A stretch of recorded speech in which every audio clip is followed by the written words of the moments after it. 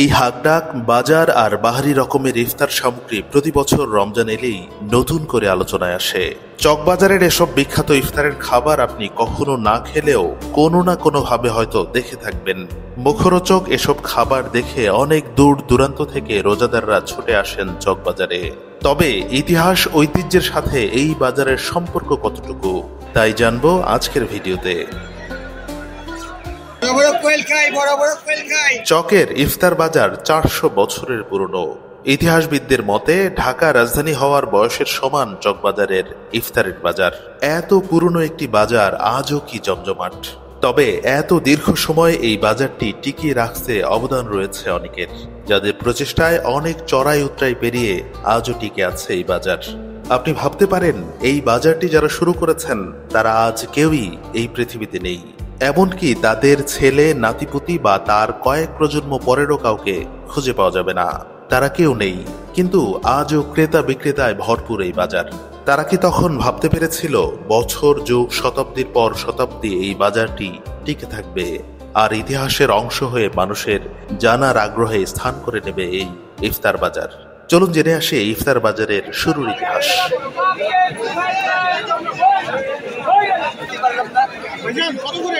জানা যায় বাংলা বিহার ও উড়িষ্যার প্রথম স্বাধীন নবাব দেওয়ান মুর্শিদ কুলি খাঁ 1702 সালে ঢাকার চকবাজারকে আধুনিক বাজারে পরিণত করেন।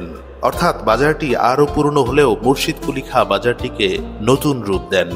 চকবাজারের শাহী জামে মসজিদের সামনে একটি কূপ ছিল, তার চারপাশেই চেয়ার টেবিল বিছিয়ে বিক্রি করা হতো ইফতারের বিভিন্ন উপকরণ, যারই আজকের রূপ এই চকের ইফতার বাজার।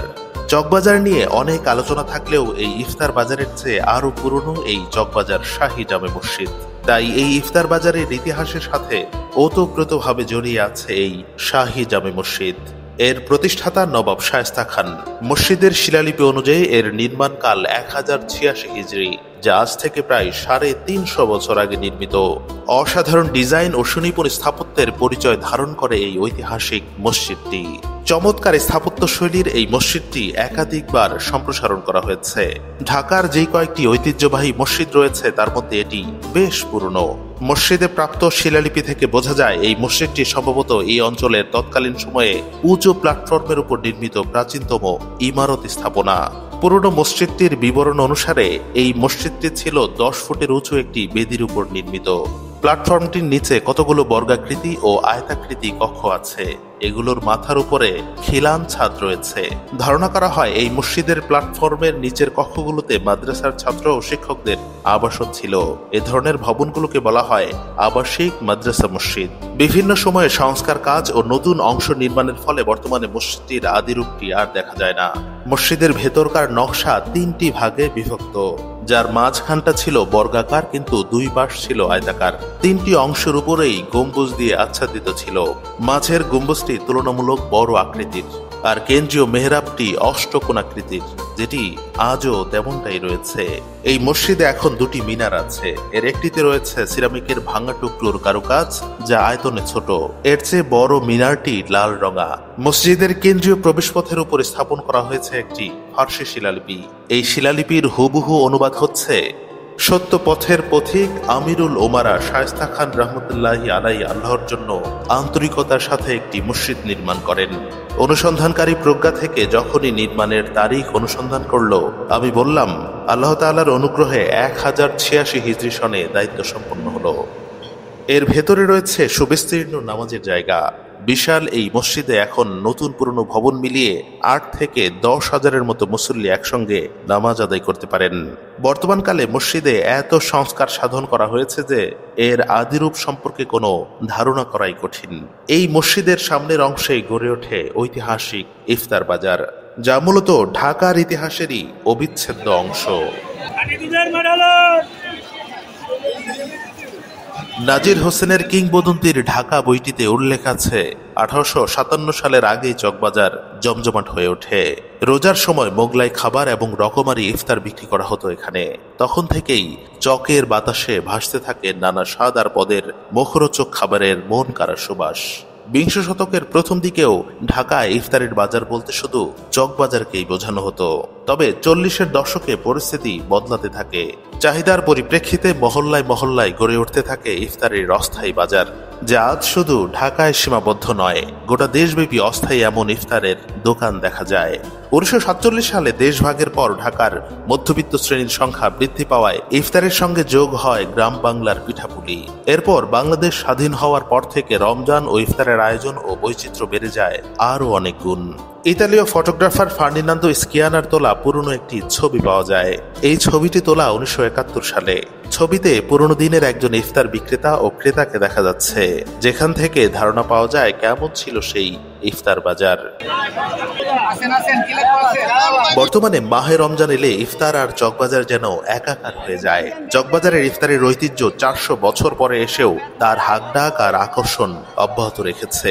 রমজান এলেই দেশের সব ইফতার বাজারকে ছাপিয়ে যায় এই চকবাজার।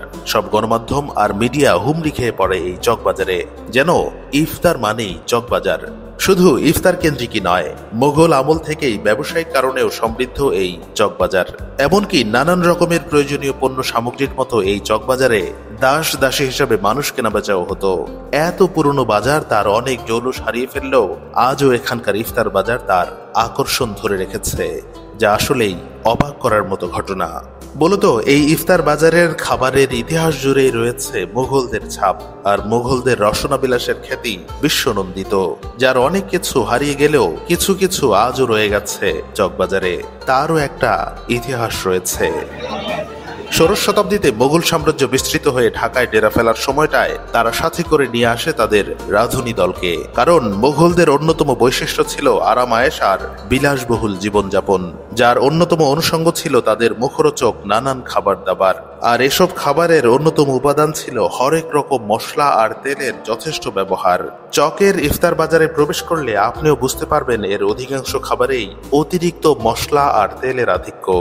মোগলদের এই বিলাসী জীবনযাপনের জন্য সাথে করে নিয়ে আসা কর্মচারী, খানসামা, বাবুর্চি একসময় যথেষ্ট হয়ে ওঠে না, যার ফলে আশপাশের লোকালয় থেকে বহু মানুষের চাকরি জোটে মোগল পরিবারে। অন্যান্য বিভিন্ন কাজের পাশাপাশি অনেকের চাকরি জোটে হেসেলে তথা রান্নাঘরে, আর তাদের হাত ধরেই মোগল খাবার প্রাসাদের বাইরেও বিস্তৃতি লাভ করে। মোগলরা তাদের জীবনাচারের ধারাবাহিকতায় রমজানের ইফতারকে উৎসবে পরিণত করেন, আর সেই ধারা ধীরে ধীরে বিকশিত হয় তৎকালীন ঢাকা এবং এর আশপাশের জনপদে। মোগল সেনাপতি মির্জা নাথান তার বাহারিস্তানি গায়েবী গ্রন্থে লিখেছিলেন 1610-11 সালের দিককার কথা। তখন এখানকার সেনাপতি ছিলেন মির্জা নাথান নিজেই। এই এলাকায় সেটা ছিল তার প্রথম রমজান, তাই পরিবারের সাথে ইফতারের কথা ভেবে তার মনটা ছিল ভীষণ খারাপ। দিল্লির পুরনো সেই দিনের কথা ভেবে বিষণ্ণ মনে বন্ধু মির্জা আজম বেগের তাঁবুতে হাজির হলেন তিনি। সেদিন সেখানে গণ্যমান্য ব্যক্তিদের ইফতারের দাওয়াত ছিল। মির্জা নাথান সেখানে পৌঁছে পর্দা সরিয়ে তাঁবুর ভেতর প্রবেশ করে দেখলেন ইফতারের আয়োজন মোটেও মন্দ নয়, অনেকটা তার দিল্লির ইফতার আয়োজনের মতোই খানদানি। এরকম নানান ঐতিহাসিক সূত্র থেকে প্রাপ্ত তথ্য মতে পুরান ঢাকার ইফতারের যে ইতিহাস পাওয়া যায়, সেখানে দেখা যায় নানান ধরনের রুটি আর কাবাবের প্রাধান্য।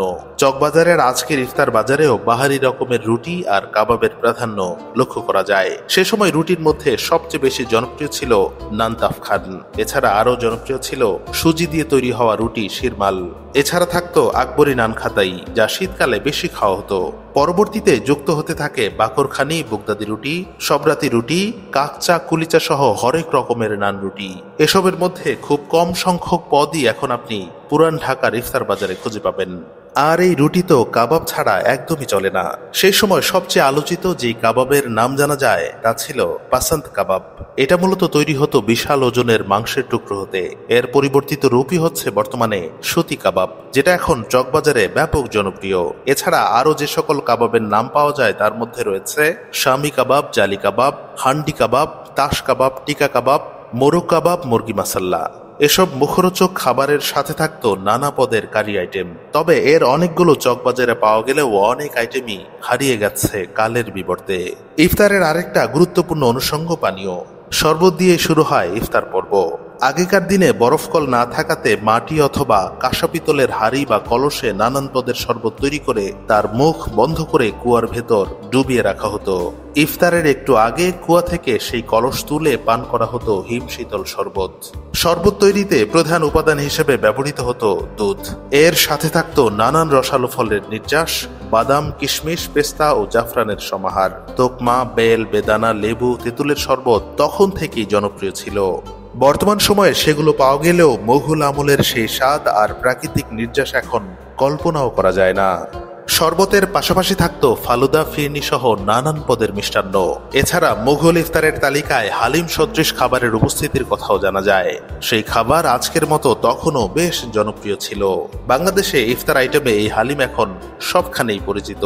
এর বাইরে ছিল নানান পদের বিরিয়ানি আর পোলাও, যার মধ্যে অন্যতম ছিল শাহী মোরগ পোলাও, খোরাসানি পোলাও, কাচ্চি বিরিয়ানি, কোপ্তা পোলাও, সাদা পোলাও, তেহারি, মাসালা বিরিয়ানি সহ আরও অনেক নাম, যা আজও পাওয়া যায়।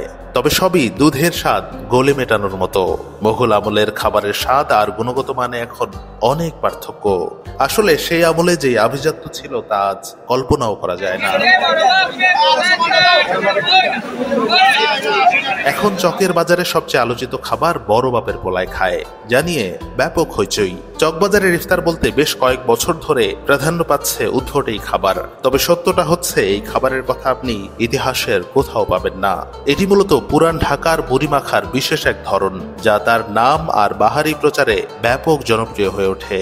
15 পদের খাবার আইটেমের সাথে 15 পদের মশলা মিশিয়ে তৈরি করা হয়। এটি ব্যাপক পরিচিতি পেলেও খাবারটি কতটা স্বাস্থ্যকর তা নিয়ে প্রশ্নের অবকাশ রয়েছে। প্রবাদ আছে প্রচারেই প্রসার, যার বড় উদাহরণ বড় বাপের পোলায় খায় খাবারটি। তাই তো গাল ভরা নাম আর প্রচারণার খ্যাতির তুঙ্গে এই খাবার আইটেমটি। বর্তমানে চকবাজারের ইফতারের দোকানগুলোতে যেসব খাবার পছন্দের শীর্ষে থাকে তার মধ্যে রয়েছে গরু বা খাসির সুতি কাবাব, শাহী ছোলা, শাহী জিলাপি, ঘুগনি, chicken achari, Kashmiri beef achari, tandoori chicken roll, Halim, মহব্বতের শরবত এবং দই বড়া। এছাড়াও রয়েছে কোয়েল পাখির রোস্ট, কবুতরের রোস্ট, খাসির আস্ত লেগ রোস্ট, চিকেন অথবা কাশ্মীরি বটি কাবাব, চিকেন কাটলেট ও আস্ত মুরগির রোস্ট সহ নানান ধরনের খাবার। এছাড়া বাঙালির ইফতার আইটেম পেঁয়াজু, আলুর চপ, বেগুনি বুট তো আছেই, সাথে নানান ধরনের সুস্বাদু ফল পাওয়া যায় এই বাজারে। তবে এই বাজারে ঐতিহ্যের নামে অনেক কিছুই বিক্রি হয়, যার সাথে আসলে স্বাদ, গুণগত মান আর ঐতিহ্যের কোনো সম্পর্ক নেই। তবু মানুষ সেগুলো কিনে খায়। খোলামেলা খাবার আর এই অতিরিক্ত তেলে ঘিয়ে ভাজা খাবারগুলো দেখতে খুব চমকপ্রদ হলেও অধিকাংশই অস্বাস্থ্যকর। তবে দু একটি যে ভালো খাবার নেই তাও কিন্তু নয়। এসব নিয়েই শত বছর ধরে টিকে আছে এই ইফতার বাজার, যা আমাদের ইতিহাস, ঐতিহ্যকে কিছুটা হলেও মনে করিয়ে দেয়। তাই বলার অপেক্ষা রাখে না, ঢাকার শাহী খাবার ও মোগল ঐতিহ্যের সঙ্গে মিশে থাকা চকবাজারের ইফতার ঢাকার ইতিহাসের একটি অবিচ্ছেদ্য অংশ হয়ে থাকবে শতাব্দীর পর শতাব্দী।